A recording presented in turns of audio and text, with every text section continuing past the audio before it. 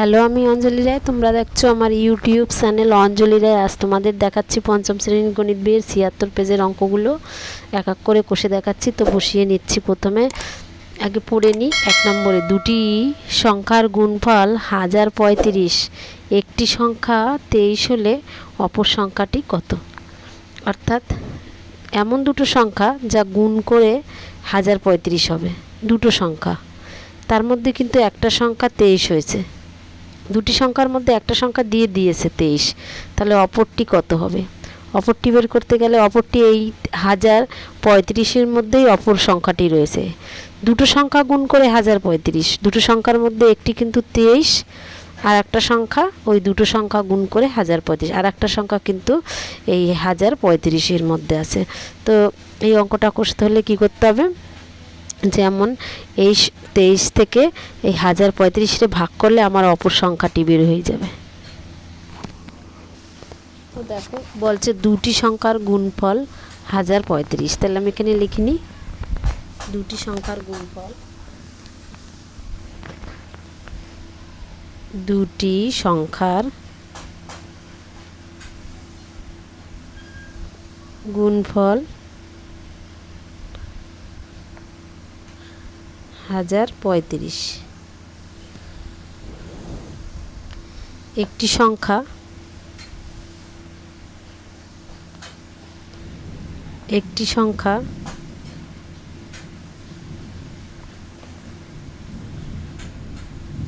২৩ হলে অপর সংখ্যাটি কত? অপর সংখ্যাটি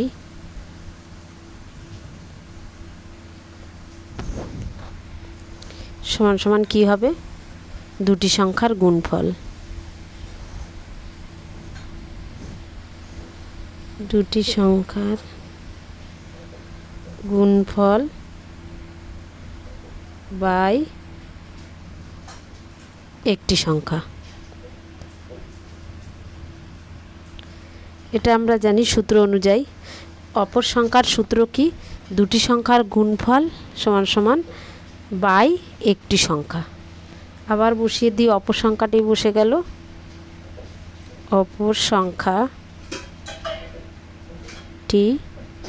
সমান সমান দুটি সংখ্যার গুণফল মানে কত? এই যে ১০৩৫। তাহলে এইটা না বসিয়ে এই জায়গাটায়, এই দুটি সংখ্যার জায়গায় ১০৩৫। আর একটি সংখ্যার জায়গায় কি আছে? একটি সংখ্যার জায়গায় আছে ২৩। আর আমি এখানে কাটাকুটিও করতে পারি, ভাগও করতে পারি। আমি একে ভাগ করে দিই। ১০৩৫ একে যদি আমি ভাগ করি, তাহলে এখানে ২৩ আছে দুটো সংখ্যা। এখানে যদি দুটো সংখ্যা ধরি তাহলে হচ্ছে ১০ হচ্ছে। তাহলে ২৩-এর মধ্যে ১০ যাচ্ছে না, ছোট হয়ে যাচ্ছে। তখন আর একটা সংখ্যা নিই, ১০৩। ২৩ দিয়ে তখন ১০৩। আমি যদি একে ২ দিয়ে নামতা পড়ে দেখি ১০ হতে হবে। শর্টে করার জন্য ২ ২, ২ দুগুনি ৪, ৩ দুগুনি ৬, ৪ দুগুনি ৮, ৫ দুগুনি ১০। ৫ বারে ১০ হচ্ছে। তবুও দেখি ৫ বার গুণ করে ২৩-রে ৫ দিয়ে গুণ করলে ৩ ৫ ১৫, ৫ হাতে ১, ৫ দুগুনি ১০, আর হাতের ১ ১১, ১১৫। এখানে আছে ১০৩, কিন্তু হয়ে যাচ্ছে ১১৫। যেহেতু বেশি হয়ে যাচ্ছে তাই আমি কি করব? ৪, ৫-এর থেকে ১ কমাবো ৪। ২৩-কে যদি আমি ৪ দিয়ে গুণ করি, ৩ ৪ ১২, ২ হাতে ১, ৪ দুগুনি ৮ আর ১ ৯, ৯২। ৯২ এই ১০০৩-এর নিচে ১০৩-এর নিচে বসাবো। উপরে ১০৩, নিচে ৯২। তাহলে হচ্ছে আমরা যদি ৯২ এইখানে ৯ আর এখানে ০ দিই, তাহলে উপরে ১০, নিচে ৯২। তাহলে ছোট সংখ্যা হয়ে যাচ্ছে উপরে, আর নিচে বড় সংখ্যা হচ্ছে। যার জন্য এই দুটো সংখ্যাকে মিলিয়ে দেবো। এখানে ৯ দেবো, এখানে ২ দেবো। ওর ২ আছে কত হলে ৩, আর ৯ আছে কত হলে ১০ হবে ১। হাতে ১ আর ১ মিলে গেলে ০ বাদ দিকে বসেন। এখান থেকে ৫ নামিয়ে নিয়ে আসবো, ১১৫। এই দেখো ৫ বারে ১১৫। ফার্স্টে গেল কতবার? ৪ বার।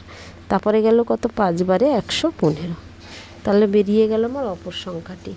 তো আমি এখানে লিখতে পারি উত্তর অপর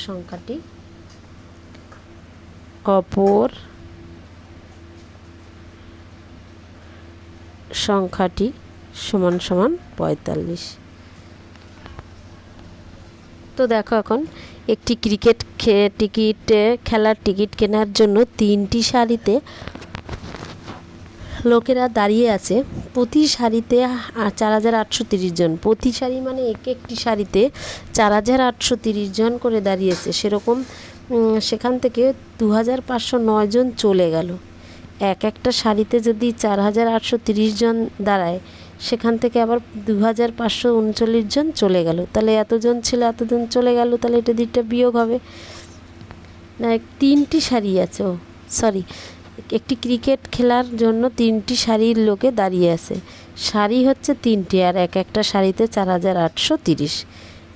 সারি দাঁড়িয়ে আছে 3টি, একটা সারিতে হচ্ছে 4330। তাহলে এইরকম 3টে 4830 করে দাঁড়িয়েছে। একটাতে 4830, আর একটাতে 4830, আর একটাতে 4830, 3টেতে। তাহলে 3 দিয়ে এটাকে গুণ, যা উত্তর বেরাবে সেখান থেকে আবার এতজন চলে গেল, বিয়োগ হবে। তাহলে প্রতি সারিতে মোট সারি লিখে নিতে পারি। মোট সারির সংখ্যা, মোট সারি, সারি কত, সমান সমান 3টি।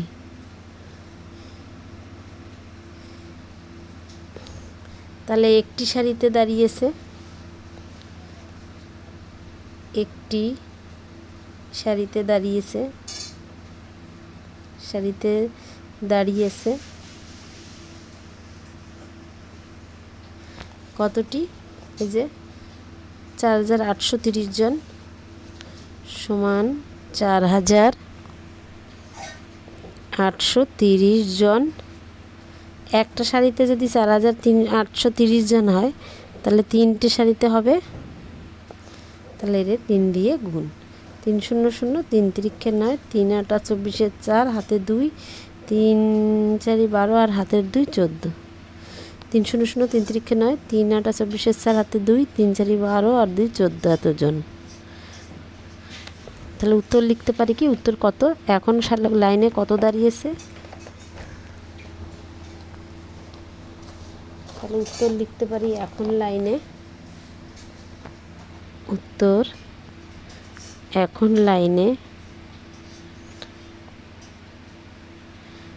লাইনে সমান সমান 14490 জন লোক দাঁড়িয়েছে।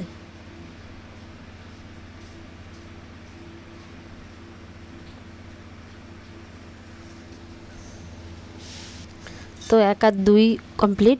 এবার হচ্ছে 3। দুটি সংখ্যার যোগফল যদি 2420 হয় এবং তাদের বিয়োগফল যদি 1224 হয়, তাহলে সংখ্যা দুটি কী কী। তাহলে আমি লিখে নিই দুটি সংখ্যার যোগফল 3 দাগে। প্রথম সংখ্যা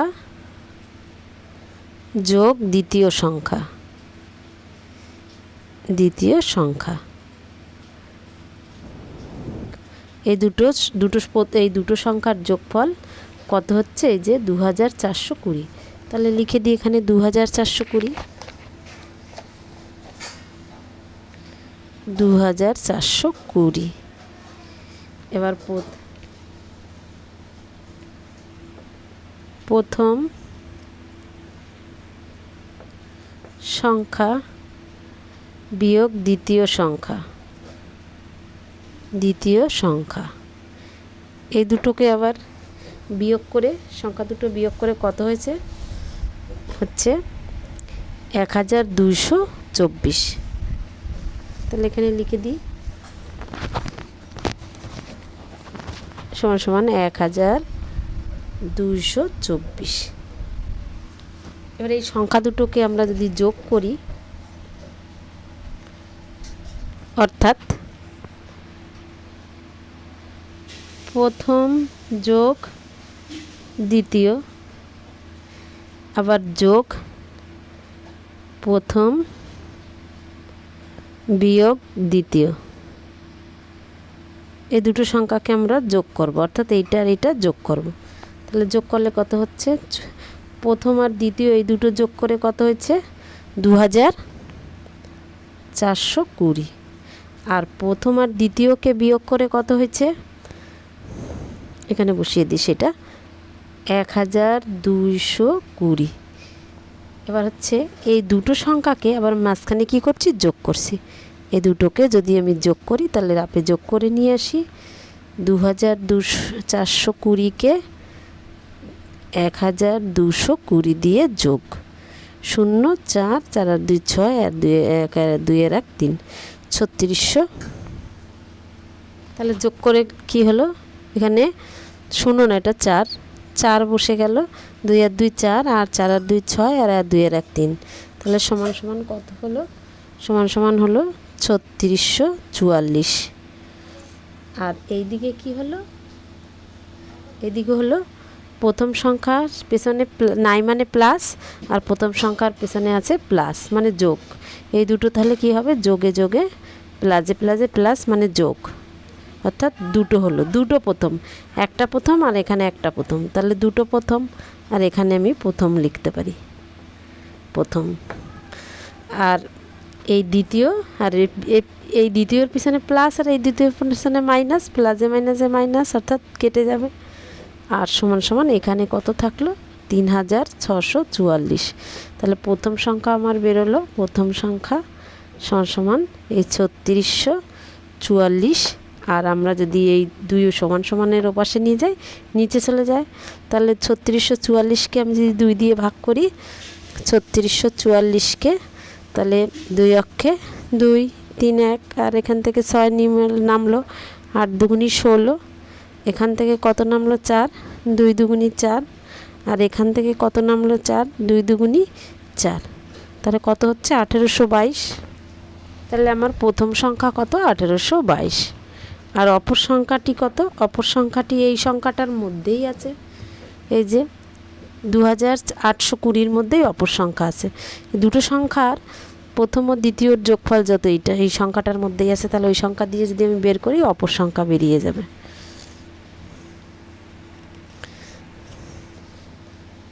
তাহলে আমি লিখতে পারি অপর সংখ্যাটি, অপর সংখ্যাটি সমান মূল সংখ্যা কত, 1000/2420, আর অপর সংখ্যাটি হচ্ছে 1822। 8 2 আছে কত হলে 10 হবে, 8 হাতে 1, 2 এর 1 3, 3 আছে কত হলে 12 হবে, 9 3 4 5 6 7 8 9 10 11 12, 9 হাতে 1, 8 আর 1 9, 9 আছে কত 14 হবে, 9 10 11 12 13 14 5 598। তাহলে অপর সংখ্যাটি হলো 598। নেক্সট তো দেখো 4 দাগের অঙ্কটা, একটি চাকরির পরীক্ষার জন্য 50,125 জন প্রার্থী এসেছেন। একটি ঘরে 25 জন করে বসতে দেওয়া হলো, মোট কতগুলি ঘর লাগবে। অর্থাৎ একটা ঘরে যদি 25 জন করে বসতে দেওয়া হয়, তাহলে এতজন লোক কতগুলো ঘর লাগবে। তাহলে এই সংখ্যাটার সঙ্গে এটা দিয়ে ভাগ করলে বেরিয়ে যাবে কতগুলো লাগবে। একটা ঘরে যদি 25 জন বসতে পারে তাহলে কতগুলো ঘর লাগবে, তাহলে এই সংখ্যা দিয়ে এটা ভাগ করলেই বেরিয়ে যাবে। ভাগ করে দিই,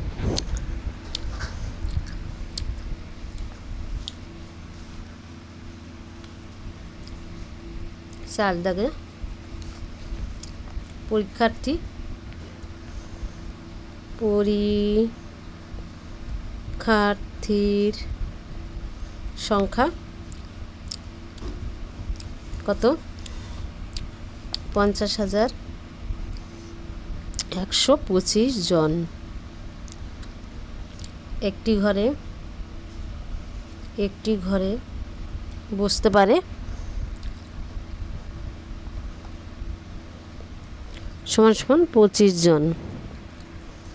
তাহলে 25 দিয়ে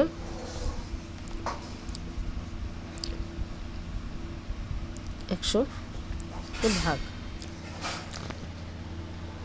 তাহলে কটা সংখ্যা ধরতে হবে, এখানে তো 25 আসে, এখানে দুটো সংখ্যা আছে, এখানে দুটো সংখ্যা ধরি।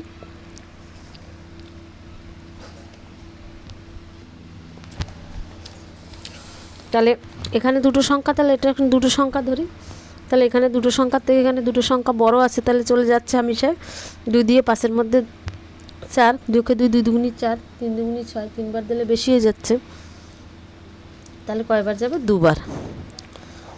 দুবারে গুণ করে দেখি, 25 রে 2 দিয়ে গুণ করলে 2 দুগুণ 5 দুগুণ 10 না, তোমরা 2 দুগুণে 4 আর 5 50, 25 দুগুণে 50। তাহলে এখান থেকে মিলে গেলে এখান থেকে একটা শূন্য আনতে, এই 1 আনতে পারি। তারপরে তো 25 দিয়ে তো 1 রে ভাগ করা যায় না, এখানে আরও সংখ্যা লাগবে, তখন 2 নিয়ে আসি। এখান থেকে একটা সংখ্যা মাত্র আনা যায়, তারপরে সংখ্যা আনতে গেলে এখানে শূন্য দিয়ে আনতে হবে, তাতেও হচ্ছে না। তাহলে এই 5ও আনবে, এই 5 আনতে গেলেও শূন্য দিয়ে আনতে হবে। তাহলে 5 25, 25কে যদি গুণ করি 5 দিয়ে, 5 5 25, 5 নম্বর 2, 5 দুগুণে 10 আর 2 12, 125, 125। তাহলে উত্তর লিখতে পারি, উত্তর লিখতে পারি পরীক্ষার্থীর জন্য, পরীক্ষার্থীর জন্য মোট 2005টি ঘর লাগবে। এবার দেখো, পিতা ও পুত্রের বর্তমান বয়স 60, 15 বছর পর তাদের বয়সের সমষ্টি কত হবে? বর্তমান মানে এখন বয়স হচ্ছে 60, 15 বছর পর তাদের বয়সের সমান, অর্থাৎ 15 বছর পর, পরে বললে বেড়ে যাবে, পরে তো বয়স বেড়ে যাবে, আগে বললে বিয়োগ, পরে বললে যোগ, কারণ এখন 60 আছে, 15 বছর পরে আরও পিতার 15 বাড়বে, পুত্রেরও 15 বাড়বে, অর্থাৎ পরে তো বয়সের সংখ্যা আরও বেড়ে যায়। তাহলে লিখতে পারি পিতা পুত্রের 5 দাগে, পিতা ও পুত্রের বর্তমান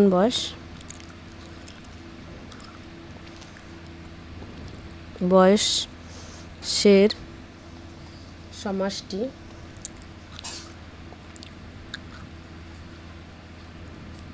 সমান সমান 60 বছর। পিতা আর পুত্রের বর্তমান বয়সের সমষ্টি 60 বছর। 15 বছর পর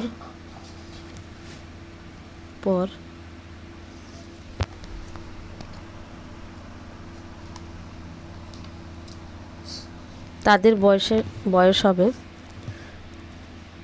তাদের বয়স হবে,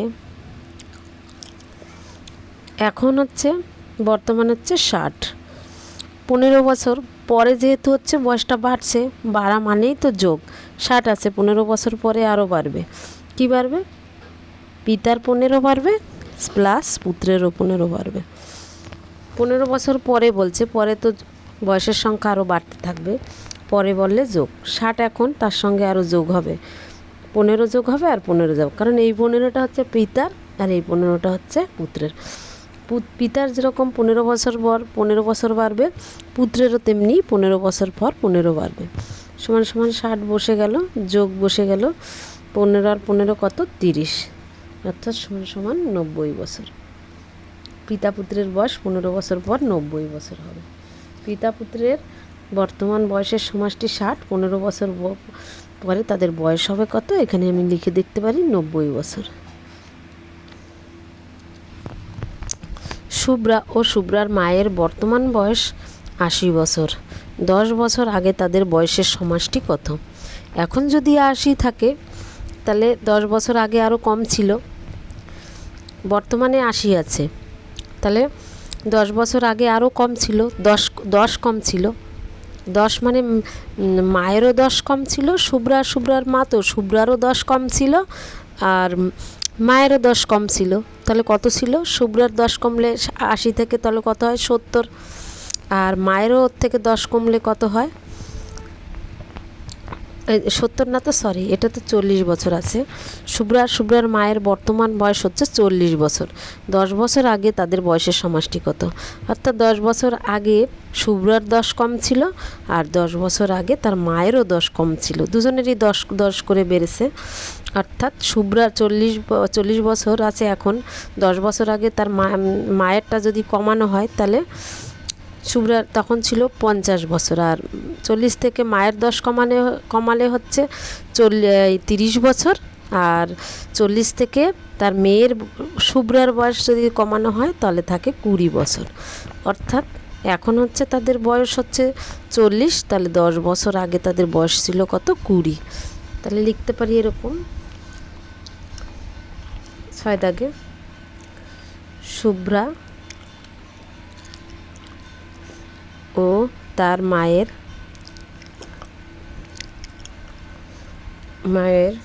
বর্তমান বয়সের সমষ্টি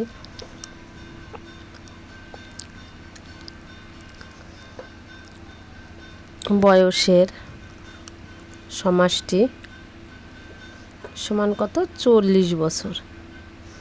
তাহলে 10 বছর আগে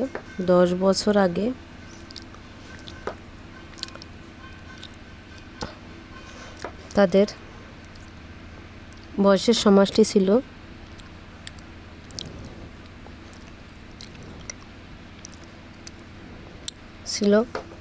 এখন যদি 40 হয়, আর 10 বছর আগে, অর্থাৎ এখন 40 আছে, আগে বললে বিয়োগ, মানে আগে আরও কম ছিল, আগে বললে কমবে বয়স, মেয়ের 10 কমবে, তার সাথে কার সঙ্গে? আর তার মায়েরও 10 কমবে। অর্থাৎ এখন 40, আর দুজনার 10 বেড়েছে, 10 আর 10 20, মাইনাস হয়ে যাবে কত? 20 বছর। তাহলে শুভ্রার মায়ের বয়স কত ছিল 10 বছর আগে? 20 বছর। কারণ এখন 40, তার 10 করে বেড়েছে, 10 সে মেয়ের 10 বেড়েছে, আর তার মায়েরও 10 বেড়েছে, অর্থাৎ 10 আর 10 20 বেড়েছে, তাই 40 থেকে 20 মাইনাস হয়ে গেলে 20 বছর। উভয়েরই 10 করে বেড়েছে। তো আজ 1 থেকে 6 অবধি করে দেখালাম পার্ট 1-এ, এবং পার্ট 2-এ বাকি অঙ্কগুলো দেখিয়ে দেবো। ততক্ষণে তোমরা ভালো থেকো, সুস্থ থাকো।